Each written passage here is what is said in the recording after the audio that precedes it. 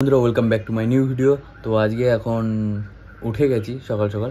তো এখন ব্যাপারটা হচ্ছে এটাই যে কালকে সরস্বতী পুজো ছিল, তো কালকে দিনটা কীভাবে চলে গেল, তো ভালো সময় এত তাড়াতাড়ি চলে যায়, এটাই হচ্ছে ব্যাপার। কালকে সরস্বতী পুজোর আগে অবধি ভাবছিলাম সরস্বতী পুজো হবে, ঘুরতে ঘুরতে যাবো, খুব মজা হবে, তো সেটাই অবধি ঠিক আছে। কিন্তু তারপরে দিনটা যখন এলো হু হু করে চলে গেল। কিছু কিছু দিন যেমন আজকের দিন, সরস্বতী পুজোর পরের দিন যে কাটছেই না দিন আজকে, আর কালকে দিনটা কীভাবে কেটে গেল বুঝতেই পারলাম না, কয়েক সেকেন্ডের মতো মনে হবে। তো যাই হোক, তো তারপরে আবার নর্মাল ডে শুরু হয়ে গেছে, নর্মাল জীবন যেমন। তো আজকে হচ্ছে আর সামনে আমার পরীক্ষা আছে 26 তারিখে, একটা এক্সাম আছে, তো ওটার জন্য আবার পড়তে বসতে হবে। আর এখন স্নান টান করে নিয়েছি, এখন খাবো দাবো, তারপর তোমাদের সাথে আবার দেখা হচ্ছে। আর যারা যারা সরস্বতী পুজোর ব্লগটা দেখো নি অবশ্যই গিয়ে দেখো। ইভিনিং সবাইকে। তো ব্যাপারটা হচ্ছে যে সরস্বতী পুজোর পরের দিন আজকে হচ্ছে সারাদিন তেমন কিছুই করিনি। তো সকালে উঠলাম, তারপরে হচ্ছে তোমার স্নান টান করলাম, তারপর খাওয়া দাওয়া করলাম, তারপর সারাদিন একটু কিছুই করিনি, একটু ফোন কাটছিলাম, তারপর আবার ঘুমিয়ে পড়েছিলাম। দুপুরবেলা যেরকম খেয়ে দিয়ে ঘুমিয়ে পড়ি, তারপরে এখন সন্ধ্যাবেলা উঠেছি। তো সরস্বতী পুজোর পরের দিন আজকে সেরকম সারাদিন সত্যি কথা বলতে আমি কিছুই করিনি, সারাদিন বাড়িতেই শুয়ে বসেছিলাম। আর একটু পরে হয়তো বাইরে যেতেও পারি, একটু বাইরে হাঁটতে চলতে যেতে পারি। তো সরস্বতী পুজোর পরের দিনটা এইভাবেই কাটছে, একদম নর্মাল। সত্যি কথা এটাই যে সারাদিন আজ কিছু করিনি, এটা হচ্ছে ব্যাপার। আর কি বলে, বাড়িতে সবাই একটু চিন্তিত আছে, কারণ হচ্ছে বাড়িতে যে ডগি ভাইয়া ছিল তার শরীরটা অনেক খারাপ। তো ডাক্তারটাকে দেখানো হয়েছে, ওষুধ খাওয়ানো হয়েছে, তার খুব শরীর খারাপ। বলছিলাম ডগি ভাইয়ার শরীর খারাপ, তো চলো দেখে আসি ডগি ভাইয়া কি করছে।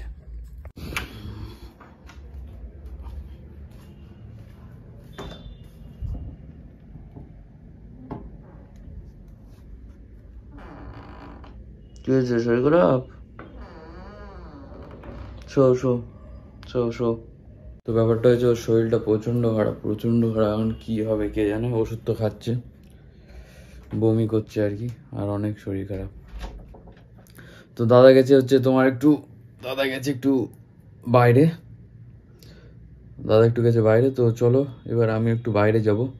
দাদা জিমের দিকে গেছে, তো আমিও দাদা জিমের দিকে যাব, তারপর দাদা বেরোবে, তারপর একটু হেঁটে হেঁটে আবার বাড়ি চলে আসবো। তো চলো এবার একটু বাইরে যাওয়া যাক। আর আমার মুখে একটা দেখো আলু হয়েছে, এটাকে হালকা চাপ দিয়েছিলাম আর আলু হয়ে গেছে। তো দাদা জিম থেকে অলরেডি চলে এসেছে বাড়ির সামনে, তো আমি এখন একটু বাইরে যাচ্ছি, চলো বাইরে যাওয়া যাক। এই যে দাদা, দাদা ভাই এসে গেছে, বডি করে চলে এসছে, বডি করকে চলা, বডি আছে বানতে। তো এখন আমরা যাই একটু বাইরে হাঁটাহাঁটি করে আসি। তোমরা দেখি ব্যাগ নেবো তো পারবো না, ভালো দেখো নাকি। আমরা হাঁটছি তো হাঁটছি, দেখা যাক কতটা স্টেপ আমরা কভার করি। আমরা অনেকটা হাঁটছি, আর এখন দেখছি পুরো রাস্তাঘাট ফাঁকা হয়ে গেছে, একদম ধুধু করছে। আমরা এসছি একটু তেগুড়িয়ার দিকে, সব জায়গা ফাঁকে তোমাদের লোকেশন বলে দিচ্ছি, এসে আমার সাথে দেখা করতে পারো।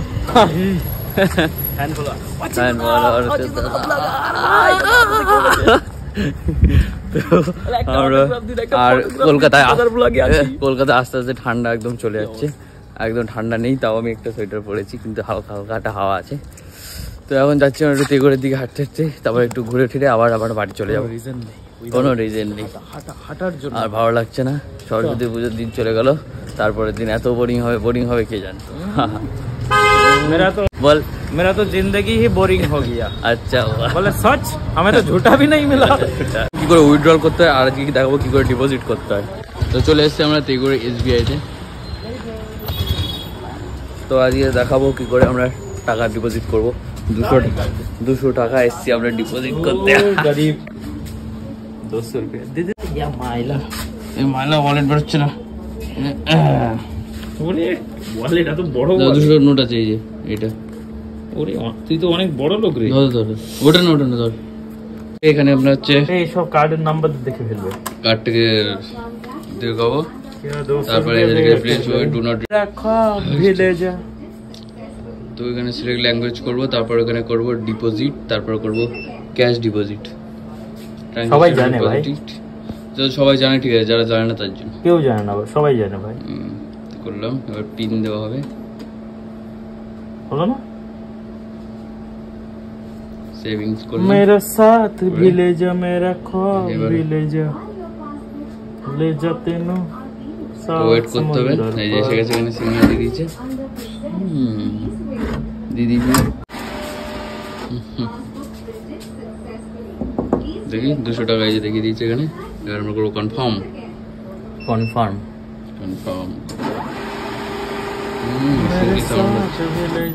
গট দি রিসিপ্ট। চলো হয়ে গেছে। ওকে দেয় না আমার কার্ড। গিয়ে দেখি 5 মিনিটে গিয়ে দেখি অঞ্জলি করে গেছে। তো আগের দিন দেখেছিলাম ক্যাশ কি করে উইথড্রল করতে হয়, আর আজকে দেখালাম হচ্ছে ক্যাশ ডিপোজিট কি করে করতে হয়। তো আশা করি তোমরা বুঝতে পেরেছি কি করে করতে হয়, যারা জানো না। Thank you for watching. তোমাদের যদি ভালো লাগে এরকম ভাবে আরো ভিডিও, এরকম এডুকেশনাল ভিডিও এডুকেশনাল লাগে। তো চলো এবার যাবো আমরা বাড়ির দিকে। ও কি গরম লাগলো, ওর ভিতরে গিয়ে পুরো ঘেমে গেছি। আমরা চলে এসেছি ভিআই। তো রাতের বেলা যেরকম আমরা একটু হাঁটতে বেরোই, তাই একটু বেরিয়েছি হাঁটতে। আর রোডের পাশে যা দিয়ে যাচ্ছি, খুব হাওয়া দিচ্ছে। কলকাতায় ঠান্ডা এবার আস্তে আস্তে চলে যাবে, আর একদম হেভি প্রচণ্ড গরম পড়বে। যে গরমে আমরা অপেক্ষা করছি একদম শেষ হয়ে যাব। আর এখন এখানে প্রচুর হাওয়া দিচ্ছে, ঠান্ডা, চারদিকে গাড়ি চলছে গাড়ি। তো ব্যাপারটা হচ্ছে দেখলাম হালকা হালকা ছিটাফোটা বৃষ্টি পড়ছে, আর খুব ঠান্ডা একটা হাওয়া দিচ্ছে, হয়তো বৃষ্টি হতে পারে আজকে। তো ওয়েদার খুবই সুন্দর হয়ে গেছে ঠান্ডা ঠান্ডা হাওয়ার জন্য। কিন্তু এরপরে যে গরম আসবে সেটার কথা আমরা বলবো না। এই হাওয়া দিচ্ছে, হাওয়া বন্ধ গেল। এই যে আবার হাওয়া দিচ্ছে, বৃষ্টি হবে গাইস, বৃষ্টি হবে, বৃষ্টি হবে, বৃষ্টি হবে গাইস, বৃষ্টি তো হবে। ওই নিম পাতা গাছ নড়ছে তাই। এইখানে কটবেল গাছে কটবেল হয়েছে। ও হ্যাঁ, কটবেল গাছে কটবেল হয়েছে। তোমাদের পাড়াও এরকম ডিজে লাইট থাকলে অবশ্যই আমাকে জানিও।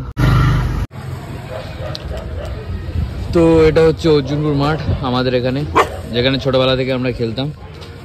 এই হচ্ছে মাঠ, আর এখন চারিদিকে ঘিরে দিয়েছে, আগে পুরো খোলাই ছিল। আর এটা হচ্ছে রাহুল দার বাইক। রাহুল দা হচ্ছে এবার ডন ভাই। ডন ভাইয়ের বাইকে এখন আমরা বসে আছি, আর প্রচন্ড হাওয়া দিচ্ছে, ঠান্ডা ঠান্ডা। শোন না, বৃষ্টি কি হবে না নাকি? হ্যাঁ, কি বলে? চল চল তাহলে বাড়ি যাওয়া যাক এবার। তো বাড়ি যাই, টাটা, বাই বাই। তো আজকের মতো ভিডিওটা এতটাই। ভিডিওটা ভালো লাগলে অবশ্যই লাইক করবে, চ্যানেল নতুন সাবস্ক্রাইব করবে। Thanks for watching, good night. আর কেমন লাগছে আমাকে বলো, ভিডিওটা বানাচ্ছে কিনা? কিনতে হবে না একটা নিয়ে নিতে হবে, ভিডিওটা যদি মানায়। ভালো লাগছে।